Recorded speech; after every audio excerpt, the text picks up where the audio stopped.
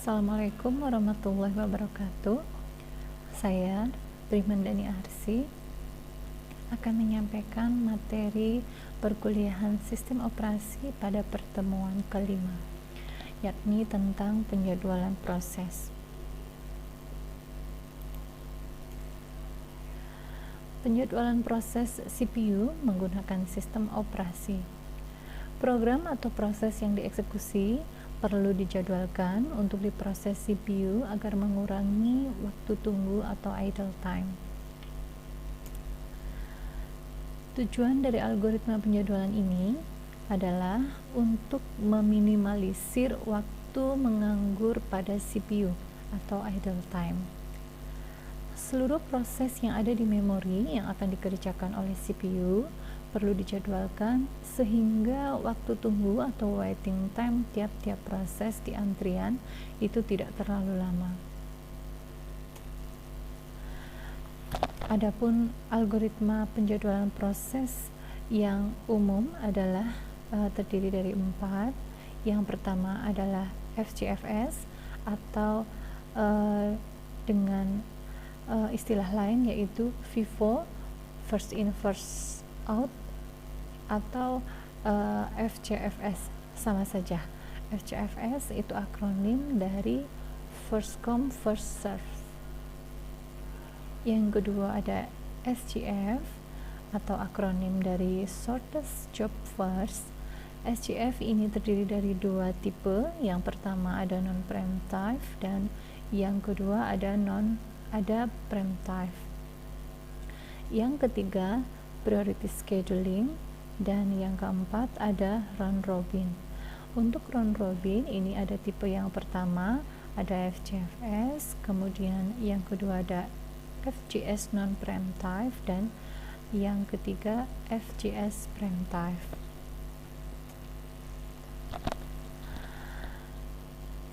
Yang pertama algoritma FCFS atau first come first serve. Kita analogikan dengan proses yang datang pertama ini akan dilayani terlebih dahulu tanpa peduli mana proses yang burst time-nya lebih panjang. Jadi yang lebih dahulu datang dia akan lebih dahulu dilayani. Contoh, berikut terdapat proses pada sebuah CPU dengan kedatangan atau AT arrival time dan burst time-nya atau BT masing-masing. Gambarkanlah chain chart-nya dan tentukan rata-rata waktu tunggu dengan algoritma FCFS. Di sini kita punya tabel proses di mana proses 1 dengan kedatangan waktu adalah 0, panjang proses atau burst time-nya adalah 12, sedangkan proses 2 dengan waktu kedatangannya adalah 2, burst time-nya 8, P3 dengan waktu kedatangan 3, burst time-nya 5, dan P4 waktu kedatangannya adalah 5 dan burst time-nya adalah 2, serta P5 dengan waktu kedatangan 9 dan burst time-nya 1. Mari kita coba selesaikan dengan menggunakan algoritma FCFS.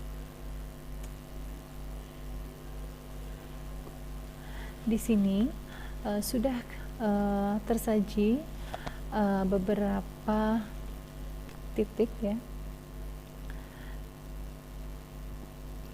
Titik yang berwarna putih ini menunjukkan proses yang sedang berjalan.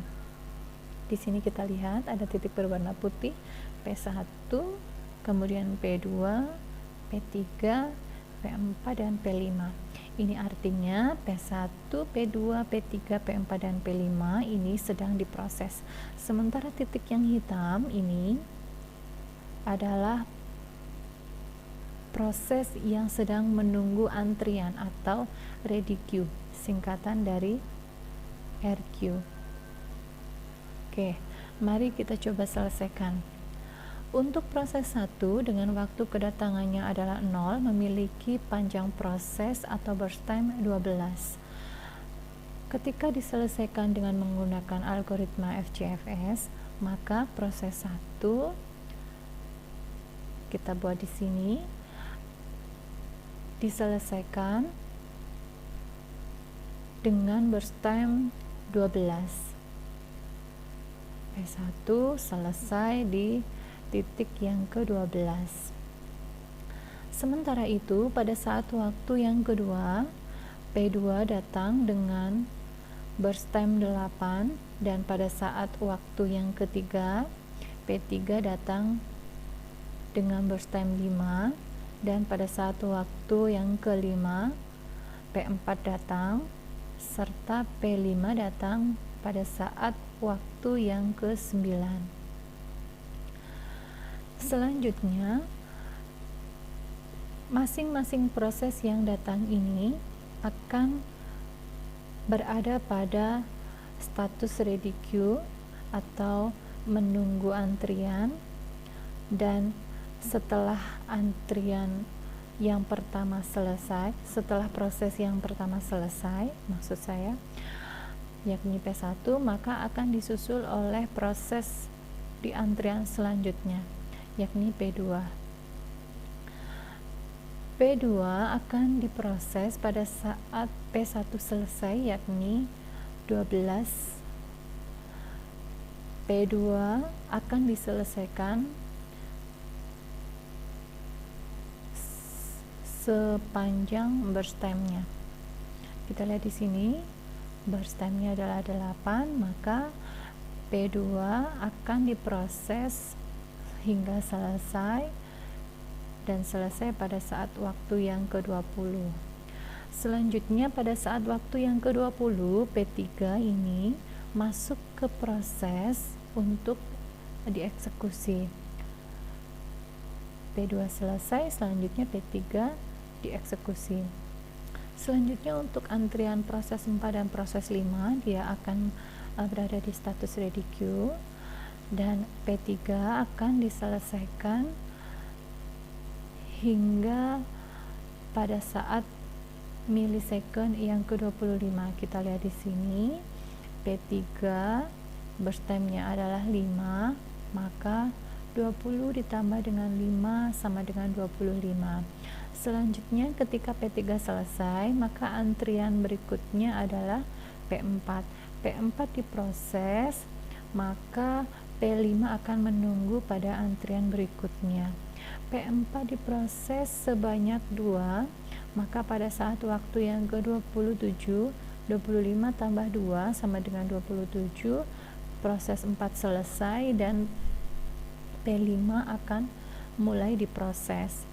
P5 akan mulai diproses pada saat milisecond yang ke-27 dan selesai pada saat yang ke-28. Selanjutnya, untuk waktu tunggu pada masing-masing proses, P1 tidak memiliki waktu tunggu karena kita lihat di sini arrival time-nya adalah 0, maka P1 sama dengan 0. Sedangkan P2 adalah waktu tunggunya proses dikurangi dengan waktu kedatangan.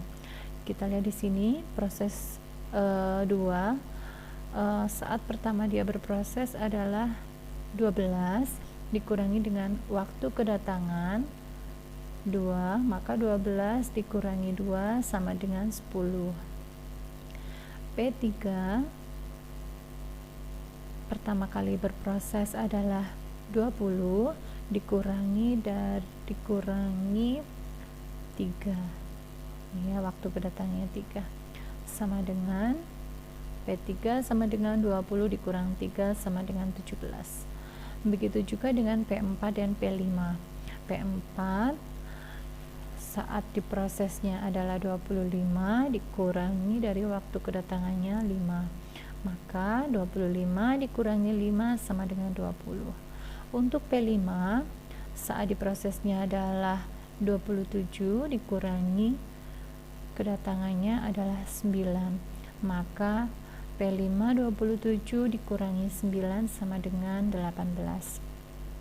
sehingga bisa kita hitung rata-rata waktu tunggu atau AWT-nya adalah jumlah keseluruhan dari proses, yakni 0 tambah 10 tambah 17 tambah 20 tambah 18 sama dengan 65 dibagi dengan banyaknya proses 1, 2, 3, 4, 5 sama dengan 13 milisecond.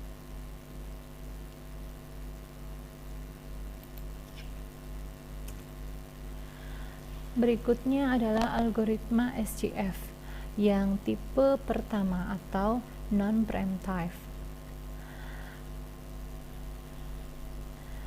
Asumsinya adalah jika proses yang datang memiliki waktu kedatangan atau arrival time yang sama, maka akan terlebih dahulu dilayani yang burst time-nya lebih kecil.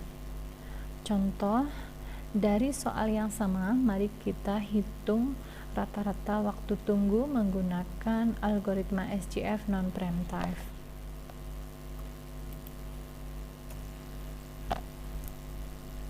Ya, kita lihat di sini untuk P1 waktu kedatangannya adalah 0 dan tidak memiliki waktu kedatangan yang sama, ya. Ini, maka kita tulis di sini, kita buat titik di sini.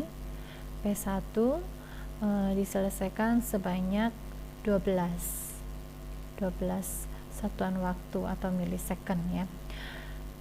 P1 akan diproses pada saat yang ke-0 hingga burst time-nya selesai, yakni 12. Sementara itu, pada saat waktu yang kedua, P2 datang dengan burst time 8 dan P3 datang pada saat waktu yang ketiga dan P4 datang pada saat waktu yang kelima dan P5 datang pada saat waktu yang ke-9. Selanjutnya, dari semua proses dengan kedatangan ini akan masuk pada antrian yang sama, yakni pada antrian ketika P1 selesai. Berikutnya, untuk proses yang akan dieksekusi setelah P1 selesai adalah kita lihat dari proses yang memiliki burst time paling pendek. Kita lihat di sini dari beberapa list antrian yang datang, yang proses dengan list terpendek adalah P5 dengan burst time 1. Maka P5 akan diproses terlebih dahulu, sementara yang lain berada pada status ready queue. P5 selesai pada saat waktu yang ke-13. Sementara itu, pada saat waktu yang ke-13, P4 akan diproses dengan panjang burst time 2,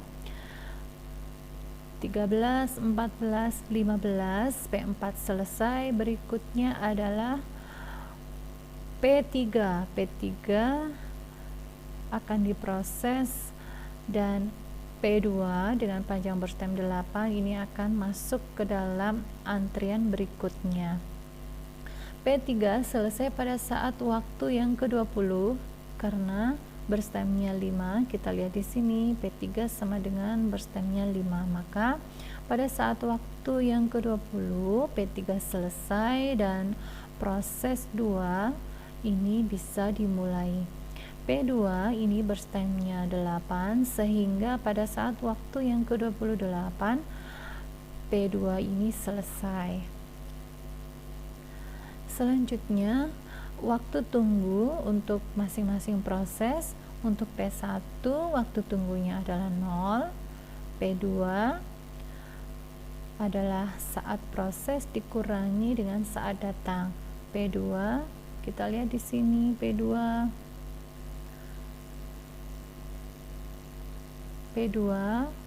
saat proses adalah 20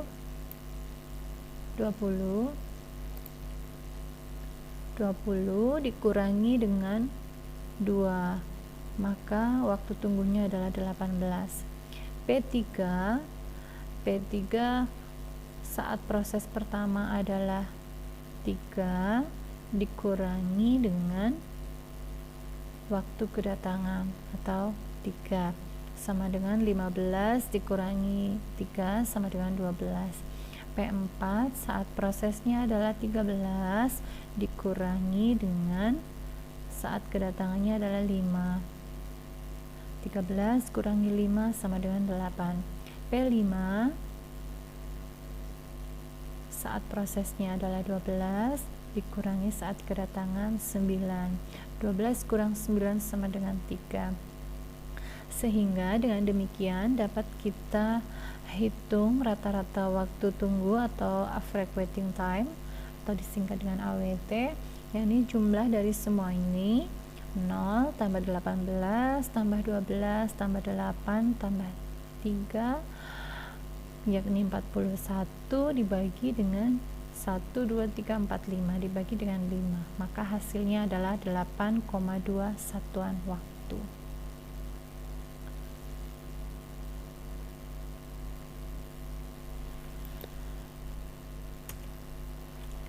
Berikutnya, algoritma shortest job first preemptive. Algoritma SJF dengan tipe yang kedua ini kita asumsikan jika terdapat sebuah proses yang sedang dikerjakan, kemudian ada proses lain yang datang di mana burst time-nya lebih pendek dari sisa waktu proses yang sedang dijalankan, maka proses lain ini akan dikerjakan terlebih dahulu dan sisa proses tadi dikembalikan ke status ready queue.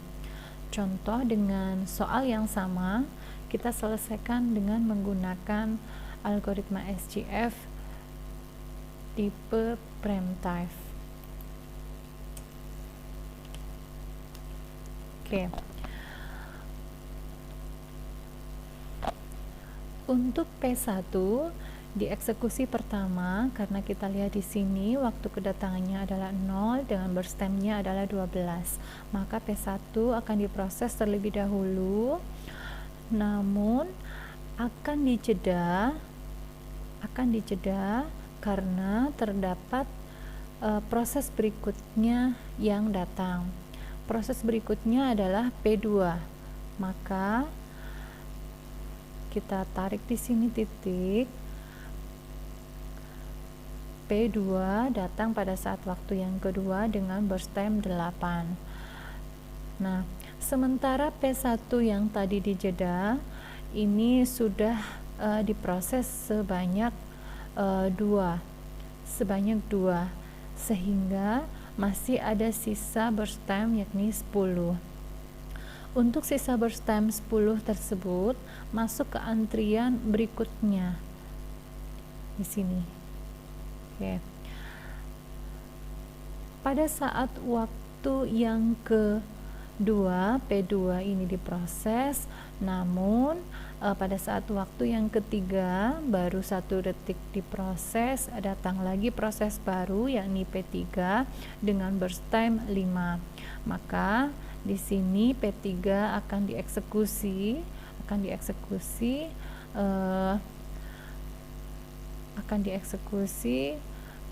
kemudian yang P1 dan P2 akan berada pada posisi ready queue. Selanjutnya, pada saat waktu yang kelima, P4 datang dengan burst time 2. Ya, karena P4 datang dengan burst time-nya 2, maka akan dieksekusi ya, disusul gitu ya, disisipkan dengan proses 4 dengan burst time 2. Sehingga proses yang tadi belum selesai yakni P1, P2 dan P3 akan berada pada status ready queue atau siap antrian ya, antrian siap seperti itu. Sementara proses 4 itu diproses pada saat waktu yang ke-7, P3 datang dengan burst time 5.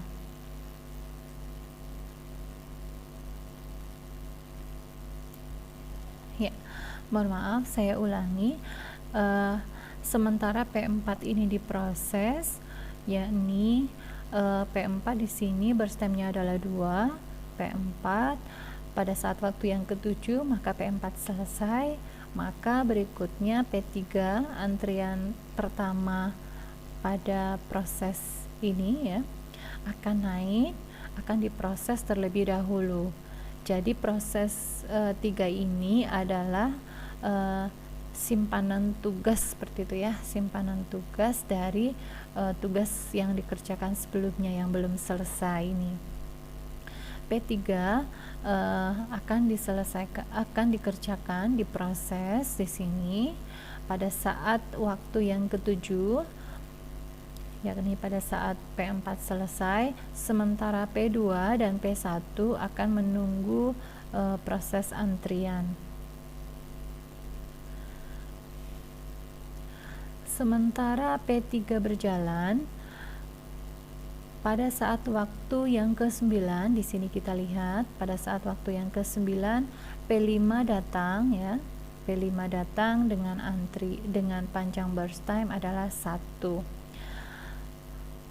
Namun di sini karena burst time-nya sama-sama 1 ya, yang P5 1, sedangkan yang P3 juga tinggal 1, sementara P5 ini datang, maka yang didahulukan untuk penyelesaiannya adalah P3. Sementara P5 akan masuk pada list antrian, begitu juga dengan P2 dan P1. P3 akan selesai pada saat waktu yang ke-9. Selanjutnya akan masuk pada proses berikutnya, yakni P5 ini. P5 akan masuk pada proses pada saat waktu yang ke-10 ini. P5 akan diproses dengan burst time 1, sehingga pada saat waktu yang ke-11 P5 ini selesai. Sementara itu P2 dan P1 ini berada pada list antrian. Karena P5 ini selesai pada saat waktu yang ke-11, maka P2 ini akan dimulai proses. P2 kita lihat di sini panjang burst time-nya adalah 7, sementara P1 adalah 10. Maka P2 akan diselesaikan terlebih dahulu hingga selesai, yakni pada saat waktu yang ke-18, dan pada saat P2 ini selesai, P1 ini diproses. P1 diproses dari waktu yang ke-18 sampai dengan selesai. Burst time-nya ini tinggal 10 ya, jadi 18 ditambah 10 sama dengan 28, sehingga pada saat waktu yang ke-28 P1 ini selesai. Dengan demikian itu 18 dikurang dari 2, 18 dikurang dari 2 sama dengan 16.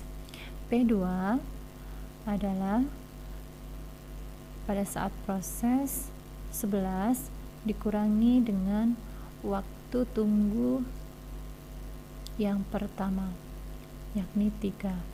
11 dikurangi 3 sama dengan 8. P3 adalah pada saat proses, yakni 7 dikurangi dengan waktu tunggu pertama, yakni 7 dikurangi 5 sama dengan 2. P4 adalah pada saat proses, yakni 5 dikurangi dengan antrian, karena dia masuk kemudian langsung diproses, sama dengan 0. P5 adalah 10 dikurangi dengan pada saat menunggu antrian pertama, yakni 9 sama dengan 1, sehingga jumlahnya 27. 27 dibagi dengan 5 sama dengan 5,4 milisecond. Nah, dari ketiga algoritma yang disampaikan tadi, maka dapat kita simpulkan bahwa yang waktu tunggunya itu paling kecil adalah algoritma SGF prime time, yakni 5,4. Kita bandingkan tadi untuk yang pertama